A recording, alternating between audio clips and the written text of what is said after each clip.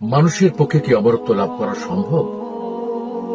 সুপ্রিয় দর্শক, অমরত্ব লাভের জন্য আদিমকাল থেকে মানুষ চেষ্টা শুরু করেছে এবং বর্তমান বিজ্ঞান ও প্রযুক্তির যুগেও সেই প্রচেষ্টা অব্যাহত রয়েছে। কারো কাছে অনন্তকাল বেঁচে থাকার নামই হল অমরত্ব, আবার কারো কাছে যৌবন ধরে রাখা বা বার্ধক্যকে আটকে রাখার মাঝেই নিহিত আছে অমরত্ব লাভের প্রত্যাশা। মরদেহ বা মমি করে রাখার সময়কাল থেকে শুরু করে আধুনিক যুগের ক্রিওনিক্স পদ্ধতি সবই অমরত্ব লাভের নেশার প্রতিফলন। এমনকি বর্তমান সময়ের বিজ্ঞানীরাও চেষ্টা করে যাচ্ছেন যৌবন ধরে রাখা বা বার্ধক্যকে নিয়ন্ত্রণ করার জন্য। তাই অমরত্বকে কেন্দ্র করে লেখা হয়েছে অসংখ্য গল্পকাহিনী।